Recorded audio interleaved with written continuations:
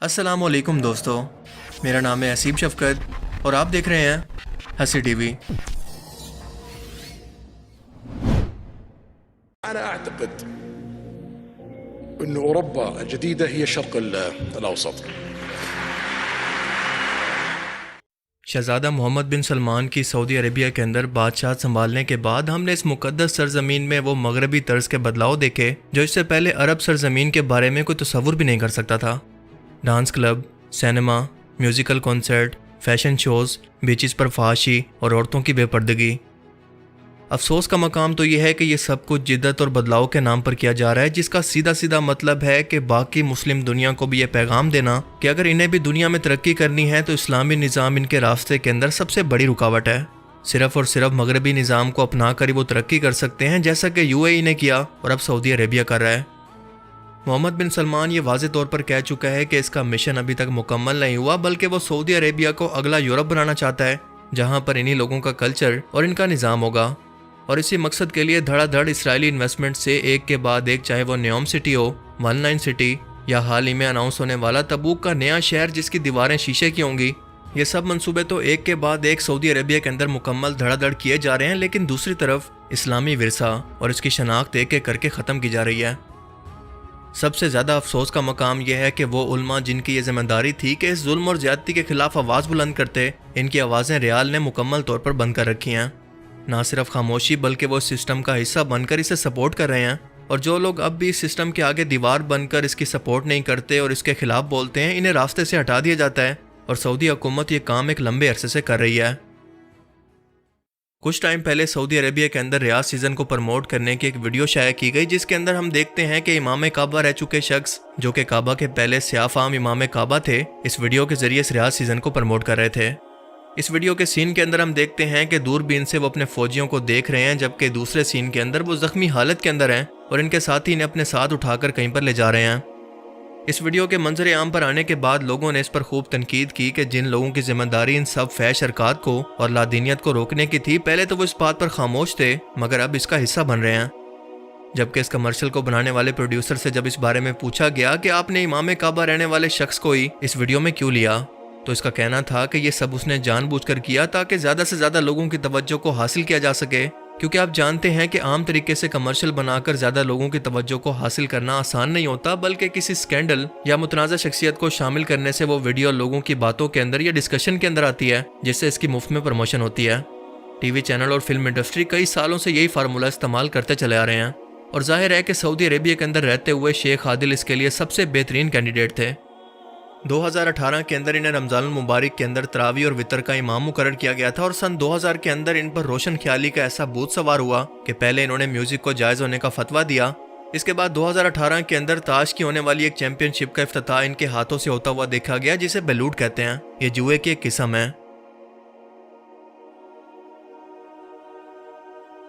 सऊदीया की entertainment authority ये सब काम मिलकर इस मुल्क के अंदर कर रही है, जिसकी प्रमोशन के लिए शेख आदिल अल कलबानी की खिदमात ली जा रही हैं ताकि मजहबी तौर पर लोगों को ब्रेन वॉश किया जा सके। और अब हाल ही में इन्हें रियाज सीज़न की प्रमोशन के अंदर देखा गया, क्योंकि रियाज सीज़न के बारे में आप सभी लोग जानते हैं कि ये सऊदी अरेबिया के अंदर होने वाला एक एंटरटेनमेंट फेस्टिवल है जो कि हर साल मुनक्किद किया जाता है, जहाँ पर फैशन मॉडलिंग, म्यूजिकल कॉन्सर्ट और डांस परफॉर्मेंस जैसी बेहयाई को इस मुकद्दस सरजमीन पर प्रमोट करके दुनिया भर से लोगों को यहाँ पर इकट्ठा किया जाता है ताकि वो इस्लाम के कल्चर से और इस सरजमीन से मुतासिर हो सकें। ऐसा दिन आज सऊदी अरेबिया की सरजमीन से लोगों को पेश किया जा रहा है। अस्तगफिरुल्लाह।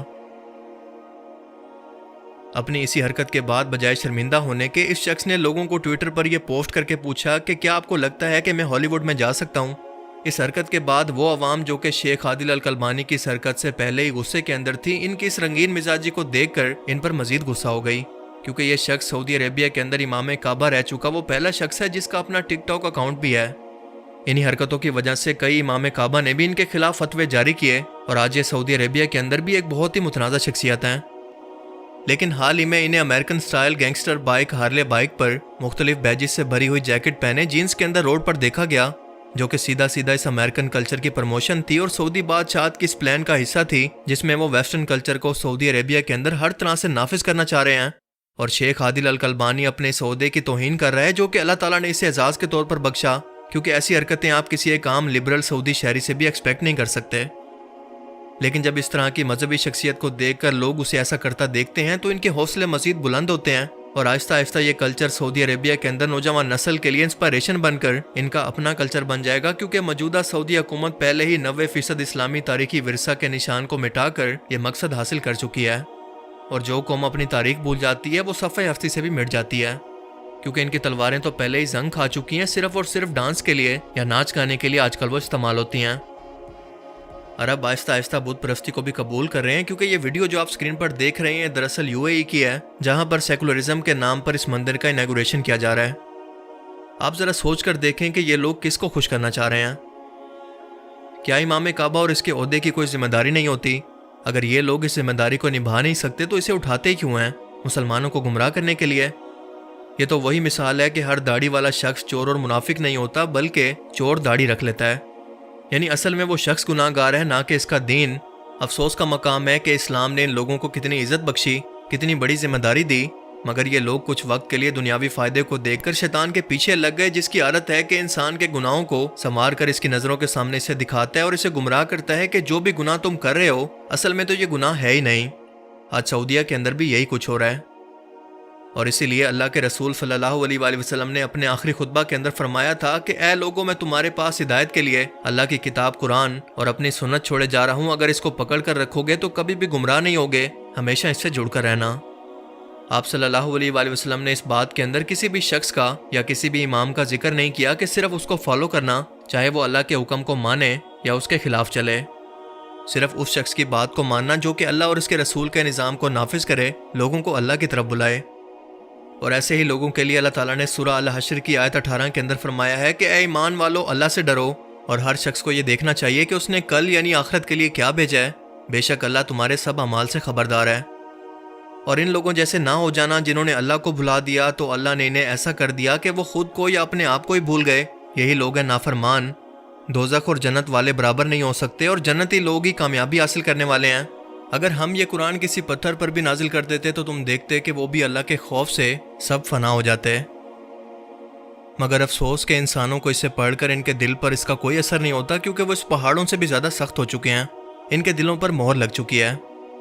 لیکن ہم اللہ سے دعا ہی کر سکتے ہیں کہ ان بھٹکے ہوئے اور گمراہ لوگوں کو ہدایت دے اور انہیں اس منصب کی ذمہ داری کا احساس دل میں ڈالے، کیونکہ اللہ کے رسول صلی اللہ علیہ وآلہ وسلم نے تو دشمنوں کی بھی ہدایت کے لیے دعا فرمائی ہے، تو پھر بھی خود کو مسلمان کہتے ہیں۔ اللہ تعالیٰ ہمیں سمجھنے کی اور نیک عمل کرنے کی توفیق عطا فرمائے، آمین۔ اگر اس ویڈیو سے آپ کو کچھ نیا جاننے کو ملا تو اسے ضرور لائک کیجئے۔ اگر آپ اس چینل کی مزید اپڈیٹس چاہتے ہیں تو ہمیں انسٹاگرام پر بھی ضرور فالو کریں، جس کا لنک آپ کو نیچے ڈسکرپشن میں مل جائے گا۔ اور اب میں ملوں گا آپ سے ایک ایسی ہی نئی انٹرسٹنگ ویڈیو میں، تب تک کے لیے اپنا بہت سا خیال رکھیے گا۔ Thanks for watching this video. اللہ حافظ۔